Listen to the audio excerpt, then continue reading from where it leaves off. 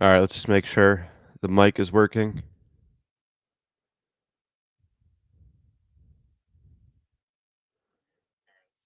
All right, we're good. Let's go ahead and get started with this card. Late video this week, but we did have a few fights get canceled, so it ended up working out for me. First off, Junior Tafa, replacement opponent Sean Sharaf.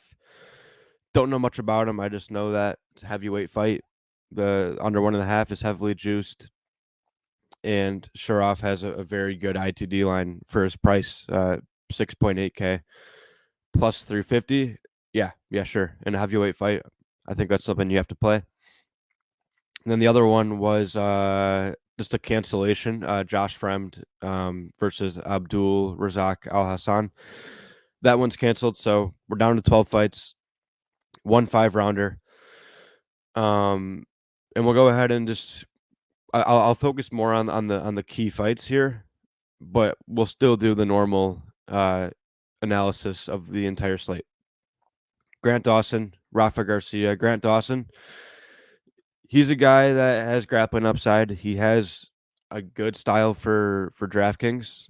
The problem with him though is he's more of a control grappler. He's not really the guy that's going to throw out, just a ton of strikes. Now, his last fight he did. He did get more on the total strikes his last fight, but in general, it's very few significant strikes and it's very few strikes while he's on the ground, and it's a ton of control time and like 3 to 4 takedowns, which is fine if you're like 8.4K.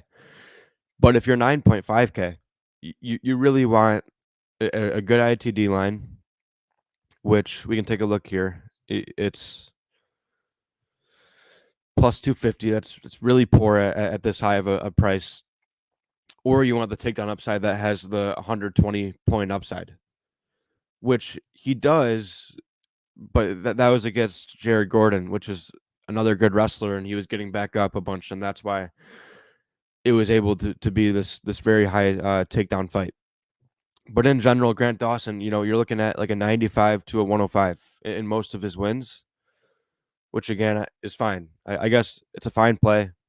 Definitely not Xing it out by any means, but I don't think it's a super high priority because of the lack of finishing upside. Rafa Garcia, 6.7K. Usually we fighters like this are like, oh, they're just not winning that often. Plus 500, plus 600. But Rafa Garcia is plus 300. I mean, that alone is not bad for 6.7K. So I think both sides of this fight are alive. Probably not a priority, but it's just an okay fight, I would say. Junior Tafa, Sean Sharaf, we just talked about this. Heavyweight fight, expected to end in round one, like 70% of the time. You probably want it when it does, and you probably don't want it when it doesn't. It's just a high upside, high downside fight. And I'm going to get to it a lot, but it's going to be hard not to complain if it does go to a low scoring decision. Thumba Grimbo, Nico Price. This should be Thumba Grimbo all day long. Nico Price, fun fighter, but he's old. He's chinny. I'm not going to forget. Everyone before his last fight was saying Alex Morono knockout. Like that's all I heard. And then now this week, I'm hearing like a little bit more of like Thumba Grimbo is going to have like a boring decision. So that was pretty surprising to me. And also Themba's ITD line. Okay, money is coming in on it throughout the week. So yeah, minus 105. I think that's about where it should be. Maybe like up to minus 120. Yeah, I guess as far as a prediction, I'll pick Themba by finish. He has takedown upside. He has a knockout upside. He's a younger fighter. He's the better fighter at this point in their careers, and he's a guy. He's a guy I would want to get to at 9.2K. And then Nico Price, from a fan perspective and like breaking down the fight, I don't like it, but from the numbers, he's plus 250. Okay. Plus 500 ITD. I guess if he provides enough leverage against Themba, then sure, I would be willing to play it like after 125 lineups or so. But overall, it's just not a lot of interest here in the Nico Price side. Okay. We have next up Taira versus Vergara. Tamirov, big prospect. Everything I've heard from the content space, this guy's gonna go in there and starch CJ Vergara by knockout. But the line says otherwise. I was expecting him to have just an elite ITD line. It's plus 200. So someone's going to be dead wrong, either the community or the betting market, and I would tend to say the community is probably wrong here. But to be full transparency, I haven't watched Tamira fight. I don't really know what he's about. CJ Vergara, I know he's well rounded. He's got a lot of heart. He's got great cardio, but he's not really elite anywhere. So for this fight, I guess both sides look pretty fringy, honestly. But I'm still gonna leave them in, but just not a lot of uh, interest in jamming these guys into my lineups.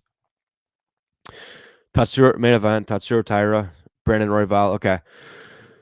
So 12 fights now, which makes this main event just extremely hard to fade.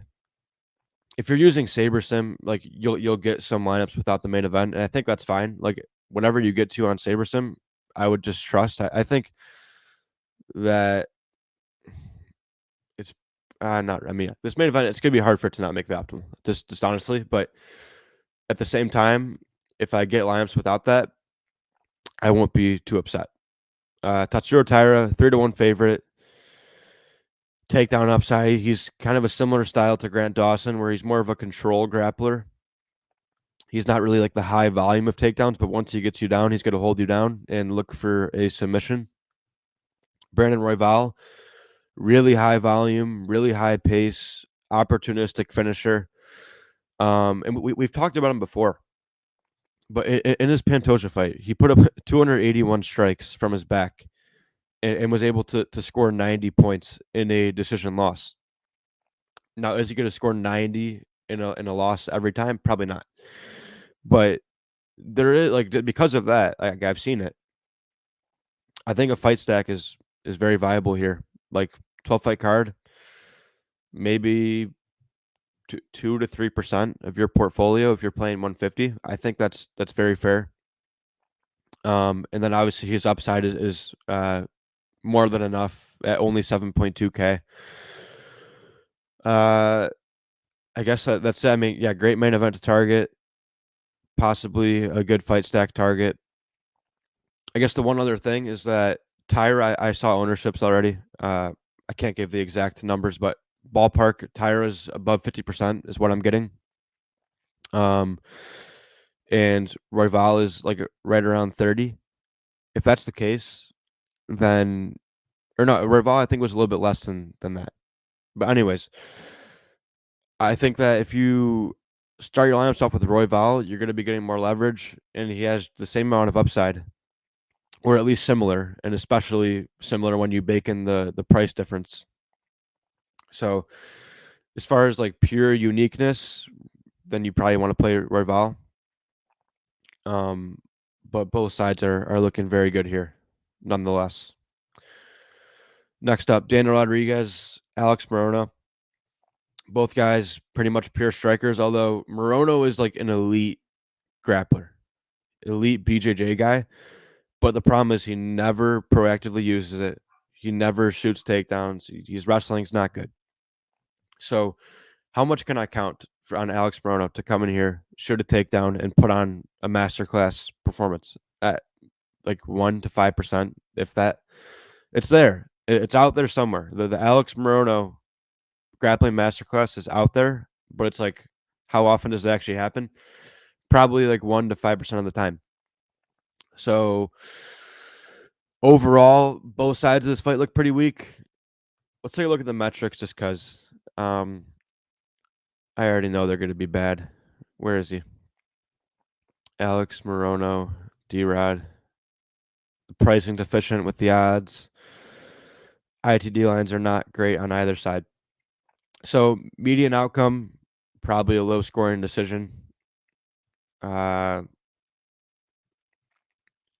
guess I'm just gonna let SaberSim do its thing on this one. No real opinion. Um, if you want to take like I said, if you want to take a very big leap, you're playing one lineup, you want to win the entire 100K by yourself, then you maybe take a shot on this Alex Morono, like huge ceiling performance that'll happen once every 5 lifetimes. But besides that, this fight is looking pretty bad. Then we have Carpenter versus Roca.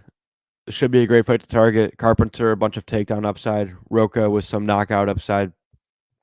Roca's ITD line, yeah, plus 300. That's pretty solid for his price. Carpenter, not a great ITD line, but he makes up with it he makes up for it with the grappling upside. So I think it's a good fight on both sides. Park versus Taira, or Chidi versus Gooden. Another one of these fights where if it finishes, you're gonna want it. If it doesn't, you don't want it. How often does it finish? That's the question, really.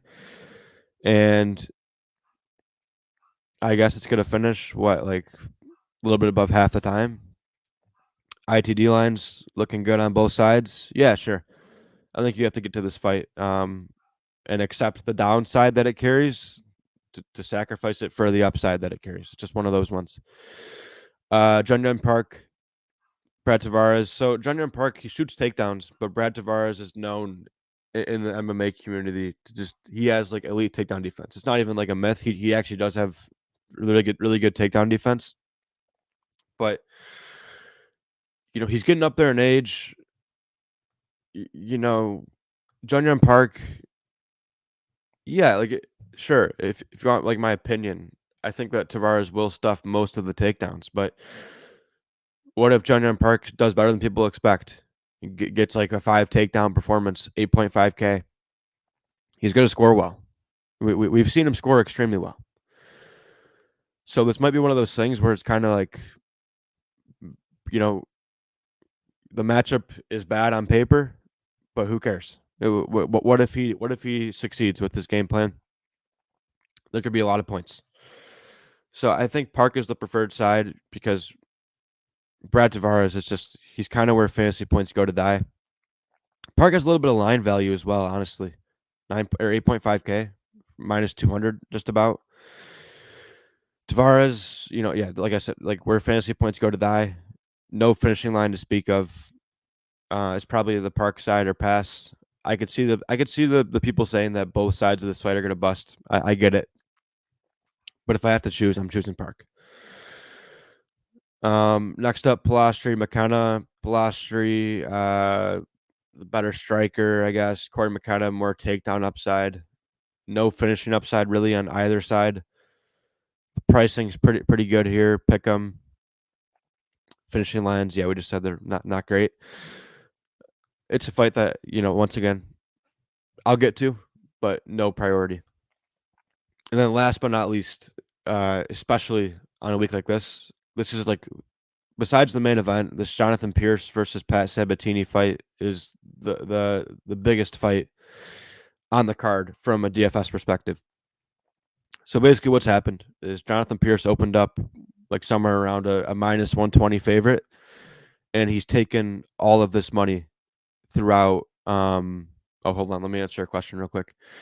Cross off a bunch. Price, Vergara. Yeah, I don't mind. I mean, honestly, the funny thing is, like, me, I'm the guy who likes to get real aggressive with crossing out fighters. But on a week like this, for some reason, I'm not finding myself that willing to cross anyone out. Yes, if I was, I would definitely Tavares. Yep. Morono, I think on a medium basis, he's not going to score well. Price, yes, I think he's a candidate, and Vergara, yeah. So I agree a lot with Price, Vergara, Tavares. Sabatini here. We'll get to Sabatini. So the thing about him is that I actually think this is a great play. So Jonathan Pierce, all the line value, which means he's going to get higher ownership, which makes sense. Like that's how a market should work. Obviously, he's going to win the fight more often, so you want to have him more in your lineups. Like that's perfectly fine. But like to what point, right? If Jonathan Pierce comes in like your single entry contest, 65% owned, you probably want to play some Sabatini in that, right? Um, let's just look. So he's minus 180, 8.2K. That's already extremely strong. 12 fight card, even stronger. Plus 200 ITD. And then you add on the fact that he's a wrestler. Like on paper, it's just you run the numbers. It's a theoretical lock. Okay. But Sabatini, he's plus 350. Okay. Not amazing, right? But he's also a grappler. Okay. So for me, that's just enough of a reason to play Sabatini. I'm just gonna play it. I'm and I've already ran some builds. It's really hard to get if you like run a build on SaberSim or any optimizer and you rank your top 20 lineups, you probably won't have any Sabatini. You might have one Sabatini lineup, which is telling me that Jonathan Pierce is going to be extremely high owned this week, 40+%, I think. And in that case, why not play some Sabatini? How much of it to play? I don't know. Ideally, I wouldn't mind getting over the field on him if he's like 20%. I forget exactly what I looked at it earlier, but I forget. I think he's around 20%, and I wouldn't mind getting above the field on him if that's the case. And the last thing I'll mention is that, like I said, it's the grappler versus grappler matchup. So, does Jonathan Pierce have this 5-6 takedown upside in this matchup? I don't think so. No, have I been wrong before about that? Yes. When Merab fought Henry Cejudo, I was saying the same thing. Henry Cejudo, the Olympic gold medalist, Merab might not be able to get takedowns, and it didn't matter. He just did his thing. So with these fighters, with these particularly grappling heavy styles, sometimes they just get their way and they do their thing. But there's definitely a world where this turns into a bad matchup. I mean, what's his? Yeah, his takedown line's at 2. It's not at 4.5. And I remember it was at 4.5 for some of these matchups. So all in all, Jonathan Pierce, one of the best plays on the slate as far as the metrics go. But when you account for leverage and ownership, I think that Sabatini is actually just a great play to get to. And I want to be at least with the field on him, if not a bit above. Just checking if there's any questions. Yeah, so that's just my take. I guess. So yeah, and then I guess as far as pure uniqueness goes, if I wanted to just get completely different from the field right off the bat, I'd play Sabatini and Royval, and I can almost guarantee you're off to like under 10 dupes just by starting your lineups that way, because it's just so rare that people will have this. Oh, did we miss? I think we missed one fight. Hold on. Oh, Cody Haddon, Dan Argueta, elite grappling style. Cody Haddon, I haven't watched him fight, so I'm just gonna rely on the metrics here. Plus 200 ITD, I guess, decent, but Dan Argueta is the preferred side, just because he has the relentless takedown upside, and I mean a very fringy ITD line, but once again, his style makes up for it, I think. Anything else I want to talk about? I guess no, I mean not really, unless there's any questions. I'll think of anything if I'm just going through this. Anything else? Um,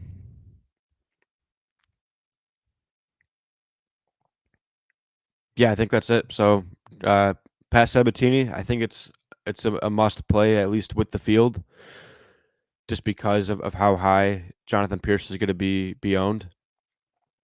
Um, besides that, I don't really have like a lot of big stands here. Honestly, I really don't. Like 12 fight card, a mix of UFC debuts, a mix of low level fights. I'm really not going to put in my own takes. I know a lot of people actually they trust the metrics more, like on a big card where there's a bunch of big names and the market's maybe a bit more efficient. But for me, I'm kind of the opposite. Like when I get to these big pay-per-views and I've seen these guys fight for years and years, I feel more confident in putting in my own takes. Whereas on these like UFC Apex cards, low level fights, I tend to actually just trust the metrics a bit more and trust SaberSim a lot more. So that's just me. That's just me. I get people who are crossing. I get crossing guys out like Price, Vergara, Tavares, definitely viable. The objections, I would object Sabatini, and I would object. Do I want to object Alex Morono?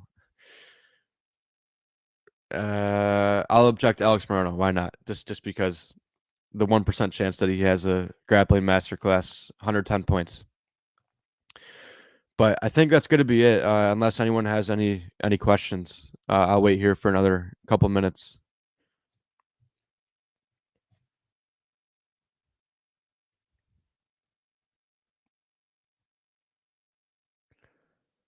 And it's made. All right.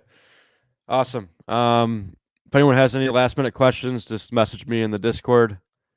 As always, thank you guys for tuning in. Thank you, PhD, for coming in here. And I'll see you guys in the next one.